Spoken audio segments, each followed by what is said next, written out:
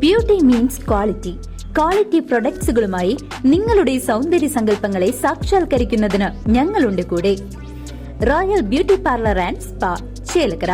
ഷൊർണൂരിൽ നിന്നും വൈകിട്ട് 6 മണിക്ക് പുറപ്പെടുന്ന നിലമ്പൂർ പാലക്കാട് എക്സ്പ്രസിന് ശേഷം പാലക്കാട് ഭാഗത്തേക്ക് ട്രെയിനുകളുടെ എണ്ണം കുറവാണെന്ന് യാത്രക്കാരുടെ പരാതി.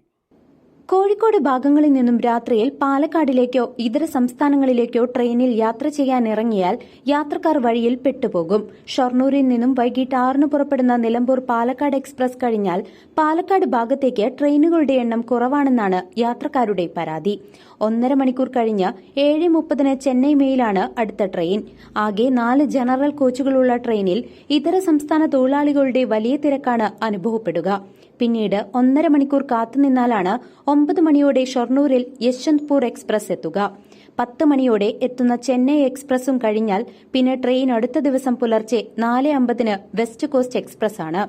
10 മണിക്കൂറിൽ 3 ട്രെയിനുകൾ മാത്രമാണ് ദിനവും ഷൊർണൂരിൽ നിന്നും പാലക്കാട് വഴി കടന്നുപോകുന്നത്. കോഴിക്കോട്, കണ്ണൂർ, മലപ്പുറം ഭാഗത്തു നിന്നുമുള്ള പാലക്കാട് ഭാഗത്തേക്കുള്ള ജോലിക്കാർ ഷൊർണൂർ എത്തി പിന്നീട് മറ്റ് യാത്രാമാർഗങ്ങൾ വഴിയാണ് പാലക്കാട് എത്തുക. ഞായർ, വെള്ളി ദിവസങ്ങളിൽ മാത്രം സർവീസ് നടത്തുന്ന പുതുച്ചേരി എക്സ്പ്രസ് ആണ് ഇടക്കാല സർവീസ് ഉള്ളത്.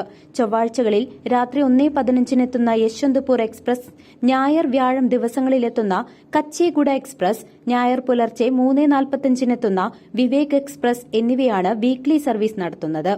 അതേസമയം തൃശൂർ ഭാഗത്തു നിന്നും പാലക്കാട് ഭാഗത്തേക്ക് വൈകിട്ട് 6 മുതൽ രാത്രി 12 വരെ വീക്ക്ലി വണ്ടികളടക്കം 21 ട്രെയിനുകളാണ് സർവീസ് നടത്തുന്നത്.